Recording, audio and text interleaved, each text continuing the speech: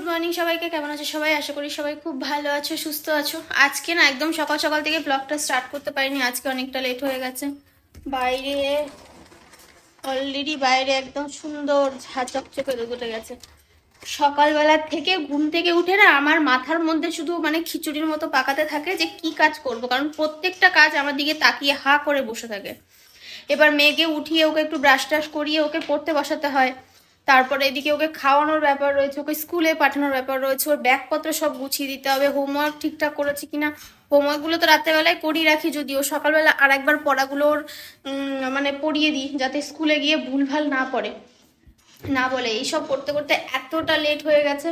রাত্রেবেলা বাসন কোসন তো মেজে ঘুমিয়েছিলাম, এটা আমার একটা শান্তি।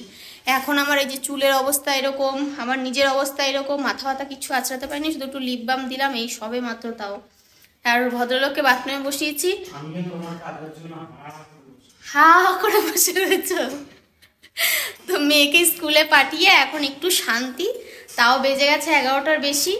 তো এখন ওকে স্নান করাবো, গরম জল বসিয়ে দিয়েছি, ওকে বললাম বসো, গরম জলটা হোক 5 মিনিট, আমি ততক্ষণে ভিডিওটা স্টার্ট করি। যা হবে 10 মিনিট হবে, সেটাই তোমাদের সাথে শেয়ার করব, কারণ ব্যস্ত জীবনে এই কাজের ফাঁকে ফাঁকে যা পারবো, যেটুকুনি পারবো সেটুকুনি তোমাদের সাথে কথা বলে নেবো। কি করবো বলো, কিছু করার নেই, এইভাবেই চলতে হবে না বাবা।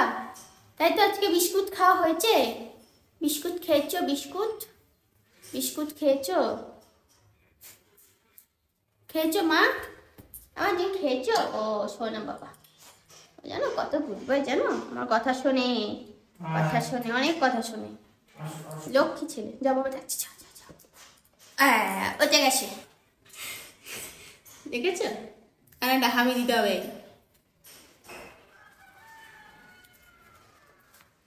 চলো পরে কথা বলছি, পরে পরে যাও, পরে আমরা চা খাবো, চা বিস্কুট খাবো। চলো, চা খাবে না? চা খাবে না? চা খাবে না? চলো চা খাবো। হ্যাঁ হ্যাঁ, গুড বাই, বুঝে গেছে চা খেতে হবে এখন। এই হচ্ছে সকালবেলা রান্নাঘরের আমাদের দশা, অবস্থা, দুরবস্থা, যাই বলো না কেন। আর অল্প করে একটুখানি চা বসায়, বেশি চা খাওয়ার সময় নেই। চিংড়ি মাছ মা ভিজিয়ে রেখে গেছে, এটাকে আমি কোন জন্মে ছাড়াবো আমি জানি না, কারণ আমাকে তো আবার দুটোর মধ্যে রান্না করতে হবে, রান্না সারতে হবে। আর এদিকে মা কেটেছে মূলোটা এইভাবে কাটলে হয় না, মূলোটাকে না একদম মেশিন দিয়ে কোচাতে হয়, তাহলে আরও বেশি টেস্টি হয় খেতে। আর কালকে আমি নিয়েছিলাম এই লাচ্ছা বান রুটি, লাচ্ছা বান এত সুন্দর খেতে লাগে। মেয়েকে টিফিনে একটা দিয়ে দিয়েছি, এটা ছিল কোয়েলের। কোয়েল আজকে স্কুল যাবে না, কেন যাবে না বলতে পারবো না। আর একটা 3 নম্বরটা এনেছিলাম উজ্জ্বলের জন্য। উজ্জ্বল বলছে আমার পেটে ব্যথা করছে, আমি খাবো না, তুমি খেয়ে নাও। তো এই যে 3 নম্বরটা রেখে দেবো, 3 নম্বরটা আর কেউ খাবে না, আমি 2 নম্বরটা খেয়ে নেবো চা দিয়ে। আসলে আমরা তো বাড়িতে থাকলে যা হোক তা হোক খেয়ে নিতে পারি, খেয়ে নিতাম, কিন্তু বাড়িতে একজন মানুষ আসলে তো একটু ভালো মন্দ রান্না করে দিতে হয়। তো সকালবেলা এই নিয়েই আলোচনা হচ্ছিল এতক্ষণ ধরে মায়ের সাথে। মা আবার গেছিলো ওই বাড়িতে, ওই বাড়িতে আমার জায়ের মা বাড়িতে নেই, ওদের বাড়িতে আবার কাজ হচ্ছে, সেখানেও মানে যাওয়া আসা করতে হচ্ছে, মিস্ত্রি লেগেছে মনে হয় বাড়িতে। এবার ওদিকেও তো রান্না বান্না করে, এদিকেও ব্যাপার রয়েছে, পুচকুটাকে দেখতে হবে। ওকে মা সকালবেলা কোলে করে নিয়ে তুলে নিয়ে চলে এসছে। তারপরে আমি আবার খানিকক্ষণ খেলাটেলা করলাম, খানিকক্ষণ মানে ওই 10 মিনিট মতো, 5 মিনিট মতো খেলাটেলা করলাম। নিচে নিয়ে গেছে মা, ক্যাক উ করলো, মা আবার গিয়ে দিয়ে আসলো কিছুক্ষণ রেখে। তো আবার মনে হয় ওই বাজারের দিকে গেছে, বাজারের থেকে এসে আবার ওই বাড়িতে যাবে, ওকে রাখতে হবে।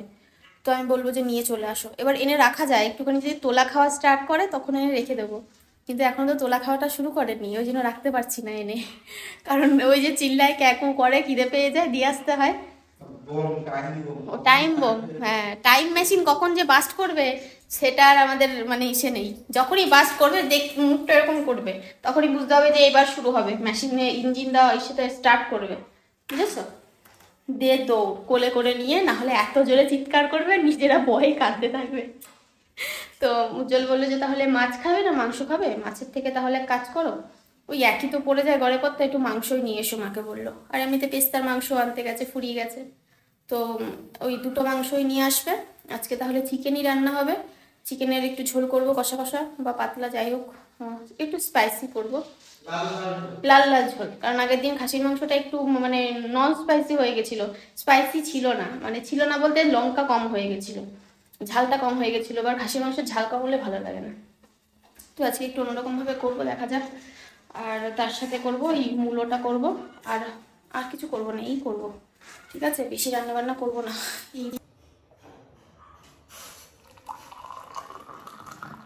বাজে পুরো 12টা। তো আমি এই নিচে আসলাম দেখতে, মায়ের দেখা নেই, দর্শন নেই, কিছু নেই।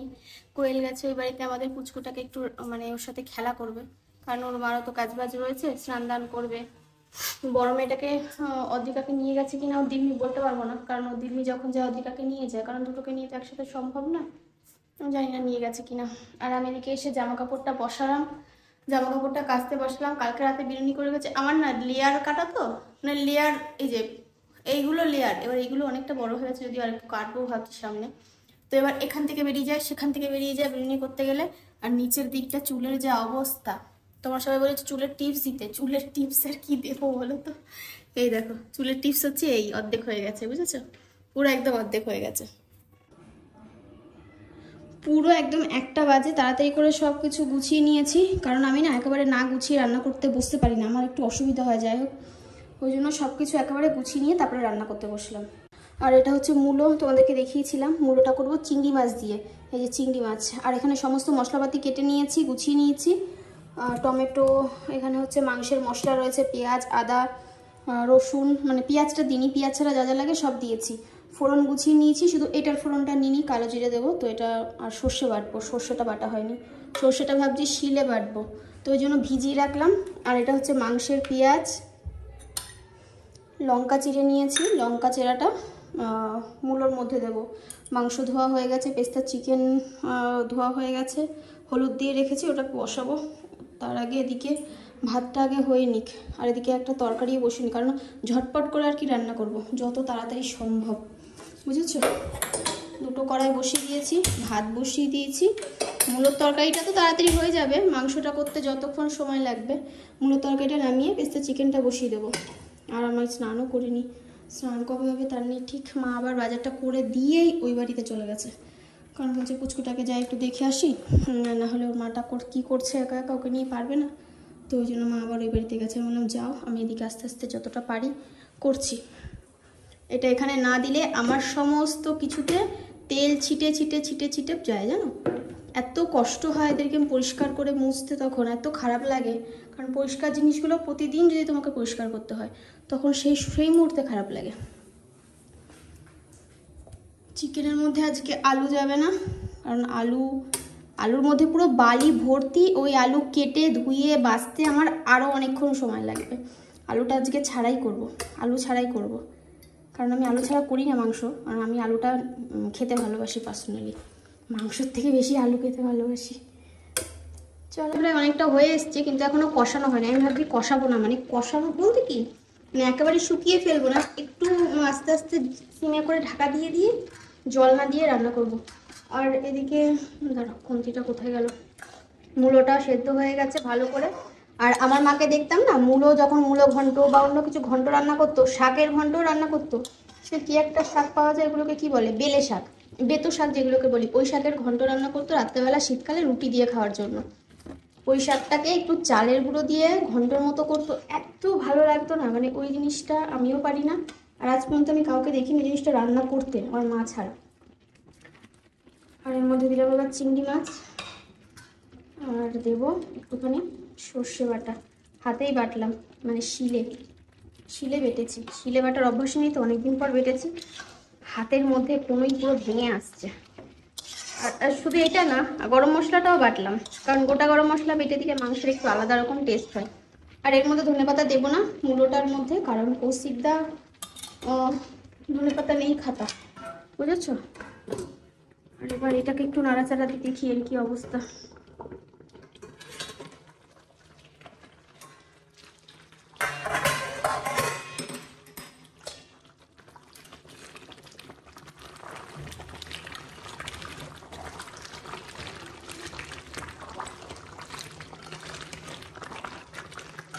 মাংসের থেকে এতটা যদি জল বের হয়, তাহলে সেই মাংসের আর এক্সট্রা করে জল দরকার পড়ে বলো, এক্সট্রা করে আর জল দরকার নেই, একদম আস্তে আস্তে হোক। আর এদিকে আমার রান্না করতে করতে বাসনগুলো মেজে নিচ্ছি, এক্সট্রা বাসনগুলো, ভাত উতলে গেছে।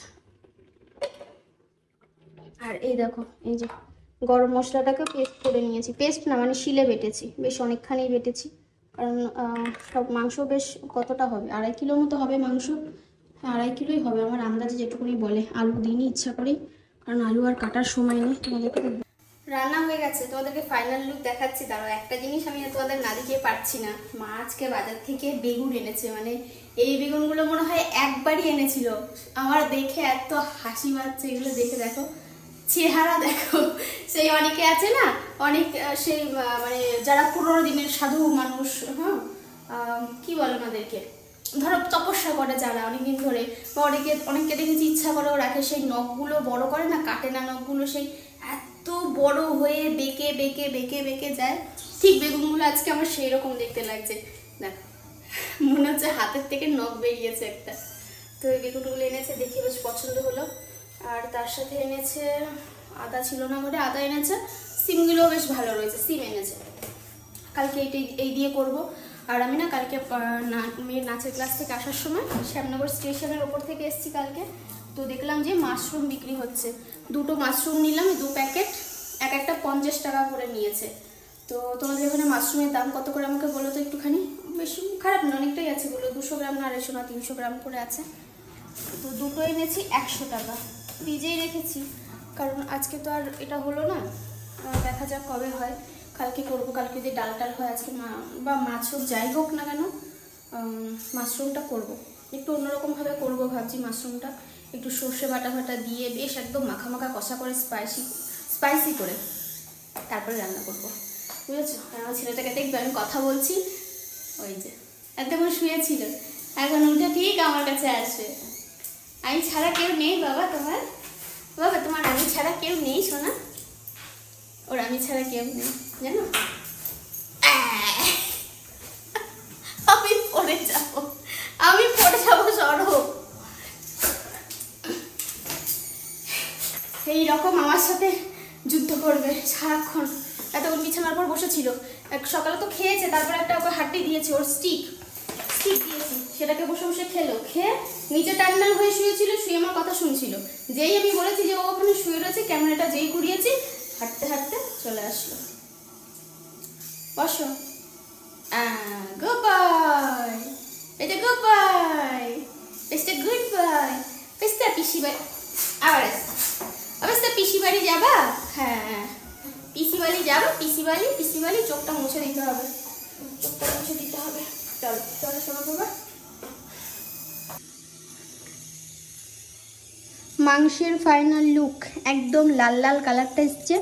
আজকে না বেশি আমি লঙ্কার গুঁড়ো দিইনি, টমেটো দিয়েছিলাম, তো জানি না কালারটা বেশ আজকে ভালোই এসছে।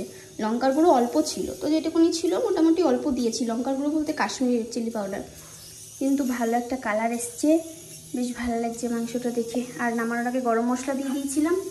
এই হচ্ছে চিকেনের লাল লাল চিকেনের ঝোল, বুঝেছো, লাল লাল চিকেনের ঝোল। ইধার হে বন্ধ করে রাখলাম, কড়াই থেকে এখন ঢালবো না, কারণ কড়াই থেকে ঢালতে গেলে আবার বাটি ঘটি করো, তার থেকে খেয়ে নিই, বিকেলে একদম কড়াই থেকে ঢেলে মেজে নেব। আর এই হচ্ছে সর্ষে বাটা দিয়ে মূলো ঘন্ট। এটাকে খেয়ে কেউ বলবেই না যে এটা মূলো ঘন্ট, যদি একটু ধনেপাতা পড়তো না এটা আরও টেস্ট হতো খেতে। একদম ঝোল শুকিয়ে মাখা মাখা করে নামিয়েছি, এর মধ্যে কোনো ঝোলের অংশ নেই, একটু তেল তেল দেখতে পাচ্ছ, কারণ ওই চিংড়ি মাছটা দিয়েছিলাম তো, জুসটা ছিল। ঠিক আছে, এই হচ্ছে রান্না। আর এখানে গরম গরম ভাত, বাসন কোসন সব মাজা, বেসিন টেসিন সব মানে সিঙ্ক টিং সব পরিষ্কার করে নিয়েছি, ফ্লোর পরিষ্কার করে নিয়েছি, তাই না বাবা? ছোনা বাবা, হ্যাঁ বাবা, আমি ছানা বাবা, হ্যাঁ এতে এতে শুধু লাভি লাভি উঠবে। চলো ঘরে চলো, ঘরে চলো, হ্যাঁ ঘরে চলো, টাটা করো, টাটা। কোথায় যাচ্ছ তুমি এখন? এখন পড়তে যাচ্ছে, দায়িত্ববান মেয়ে হয়ে গেছে, বড় হয়ে গেছে, নিজের ব্যাগ নিজে টেনে টেনে নিয়ে যাচ্ছে, ঠিক আছে। নিজের থেকে ওর ব্যাগটা ভারী হয়ে যায়, পিঠে বাঁধিয়ে নাও। হ্যাঁ গুড গার্ল, মা নিলে হবে না, ওই নেবে। টাটা মা, ভালো করে পড়বে, ঠিক আছে? ঠিক আছে। আজকে স্কুলের আন্টি কি যেন বলেছিল?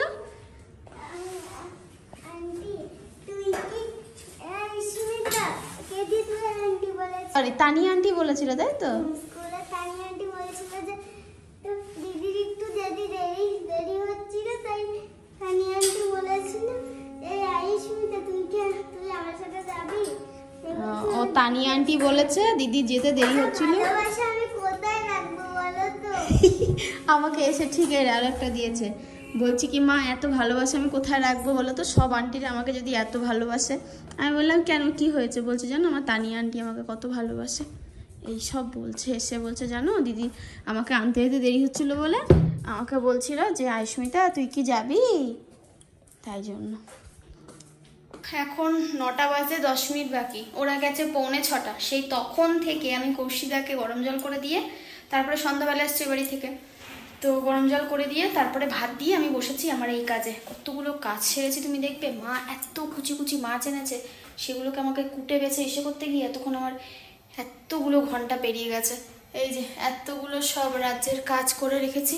চলো একটু ব্যাক ক্যামেরায় দেখাচ্ছি। এখন গিয়ে জামাটা চেঞ্জ করে একটু বসবো। আর দিচ্ছে না, মেয়ে আসলে আবার ওর কালকে হোমওয়ার্ক রয়েছে, কালকে আবার বিকেলে টিউশন রয়েছে, সেগুলো সব করাতে হবে।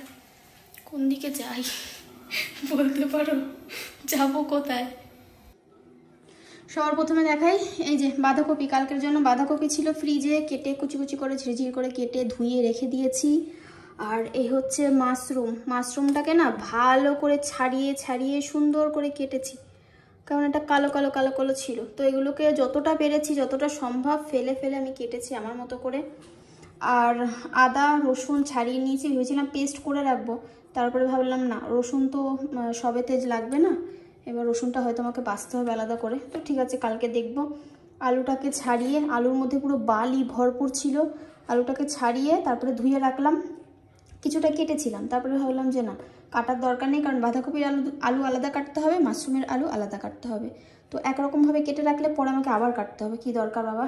আর পেস্তার চিকেন ধুয়ে রেডি করে রেখেছি বক্সে বক্সে করে, কারণ অসুবিধা হয় একসাথে রেখে দিলে, ওই জন্য একটু আলাদা আলাদা করে রাখলে সুবিধা হয়, যেটা যখন যতটা দরকার একটা বক্স বের করো, দাও, আবার ফ্রিজে রেখে দাও, এই হচ্ছে ব্যাপার।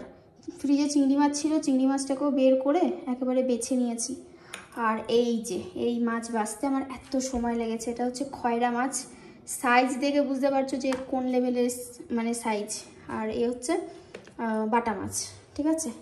তো এই যে এত কিছু, এইগুলো সব কমপ্লিট করে গুছিয়ে রাখলাম, কারণ এইগুলো যদি আমি কালকে করতে যেতাম দুপুরবেলা রান্নার সময়, আমার খেতে খেতে চারটে না 5টা, মানে রান্না করতে করতে 3টে বাজতো, বুঝেছো। তো রাত্রেবেলা একটু গুছিয়ে গাছিয়ে রাখলে একটু সুবিধা হয়। আর এদিকে গরম গরম ভাত করেছি, রাতের মাংস টাংস যা আছে হয়ে যাবে। আর এখানে দুধটা জাল দিয়ে নিলাম, দুধ ছিল ফ্রিজে, আসলে ওদেরকে দিয়ে দেবো ভাগযোগ করে। আর এখন এগুলোকে ফ্রিজে ঢোকাই আগে, তারপরে আমার একটু শান্তি হবে। আর আমাদের পেস্তা দেখবে আমার ওড়নাটাকে, আমাকে পায়নি, আমার ওড়নাটাকে নিয়ে শুয়ে রয়েছে, আমার দিকেই কিন্তু তাকিয়ে রয়েছে। বাবা তুমি শুয়ে রয়েছ, শুয়ে রয়েছ, শুয়েছ? জামা কাপড়গুলো গোছালাম, আমি নিজে একটু ফ্রেশ হলাম, কারণ অতগুলো মাছ বেছেছি, তো এই যে জামা কাপড়গুলো একটু গোছালাম, কারণ গায়ের মধ্যে এখন আমার মাছের গন্ধ আসছে। কটা দিন ধরে আমি একটা কমেন্ট পাচ্ছি, আগের 2-3টে ভিডিওতেও, দুটো না মানে 3-4টে নয়, দুটো কি 3টে ভিডিওতে, যেহেতু কৌশিক দাদা এসছে, তো কৌশিক দাদার নামটা নেওয়া হচ্ছে ব্লগে, যে কৌশিক দাদা এসছে, কৌশিক দাদার জন্য এটা রান্না করছি সেটা রান্না করছি, মা বলছে কৌশিক দাদার কথা, তো যে কারণে অনেকেই জানো না, জিজ্ঞাসা করছো যে কৌশিক দাদাটা কে। তো আমার প্রচুর ভিউয়ার্সরা জানে যে কৌশিক দাদা কে, কারণ আমার এই বাড়ির পেছনে কৌশিক দাদা অনেকটা হেল্প করেছে বাড়িটা তৈরি করার ক্ষেত্রে। আর যদি পরিচয় দিতে যাই তাহলে কৌশিক দাদার সাথে আমাদের সম্পর্কটা অনেক বছর আগের, কারণ আমাদের দোকানে কাজ করতো কৌশিক দাদা, সেই হিসাবেই আর কি আমাদের বাড়িতে আসে। তারপরে সেখান থেকেই মানে সম্পর্কটা এতটাই গভীরে চলে যায়, মা নিজের ছেলের মতো তাকে ভালোবাসে, যেহেতু কৌশিক দাদার মা নেই। আর আমরা তো সবসময় দাদার মতো দেখি, দাদার মতো চোখে ভালোবাসি, তো যেহেতু কৌশিক দাদার মা নেই, যখনই আসে আমরা চেষ্টা করি একটু ভালো মন্দ যতটা সম্ভব ততটা একটু করে খাওয়ানোর, কারণ একটা মানুষের যখন মা থাকে না তখন দেখবে তার যত্ন আদর, বা তার যত্ন আদর থাকলেও তার যে চাওয়াটা পাওয়াটা মায়ের কাছ থেকে বলাটা, সেই জিনিসটা সে পারে না। তো যেহেতু মাকে মা বলে সম্মান করে ডেকেছে, সেই জায়গা থেকে মা চেষ্টা করে। আর আমাদের জন্য কৌশিক দাদা প্রচুর করেছে। একটা সময় বলতে পারো যে মায়ের শরীর খারাপ ছিল, মোটামুটি আমাদের সংসার চালানোর মতো অবস্থা ছিল না, দোকানে গিয়ে কেউ মানে দোকান চালাবে, সেই সময় কৌশিক দাদা একা গিয়ে দোকান চালিয়েছে, দোকান চালিয়ে আবার আমাদের বাড়িতে আসতো, বাড়িতে এসে টাকা দিত, মানে দোকানের যে টাকা দিত, আমরা সেই বাজারঘাট করতাম, তারপরে খেতাম, এরকম প্রায় 3-4 মাস 6 মাস মতো এরকম করেছে। তো সেই জায়গা থেকে যারা তোমার জন্য করে তাদের অবদান কখনো ভোলার নয়। সবসময় হয়তো মুখে বলতে পারি না, কিন্তু তারা তোমার দেখবে তুমি যতদিন বেঁচে থাকবে সেই মানুষগুলো তোমার মনের মধ্যে বেঁধে থাকবে। তো এটাই হচ্ছে ব্যাপার। সবসময় মুখে তাদের নামগুলো হয়তো বলতে পারবো না, কিন্তু তোমাদের মধ্যেও প্রচুর মানুষ আছে যারা আমাদেরকে প্রচুর ভালোবেসেছো, আমাদের যেগুলোও ভোলার নয়। তো কৌশিক সেরকম একটাই মানুষ, আমাদের বাড়িরই একজন মেম্বার বলতে পারো। ছুটি ছাটা যখন থাকে তখন আসে, ও 2-4 দিন থাকে, সবাই মিলে একটু আনন্দ ফুর্তি খাওয়া দাওয়া করি, তারপরে আবার চলে যায়। এই তো জীবন, যে কটা দিন বেঁচে আছি সবাই মিলেমিশে থাকি, এই আর কি। কৌশিক দাদা মায়ের আর একটা ছেলে বলতে পারো। ঠিক আছে, চলো এখানেই ব্লগটা এন্ড করছি। সবাই ভালো থেকো, দেখা হচ্ছে আগামীকাল নতুন একটা ব্লগ নিয়ে। সবাই সুস্থ থেকো, tata bye bye, good night.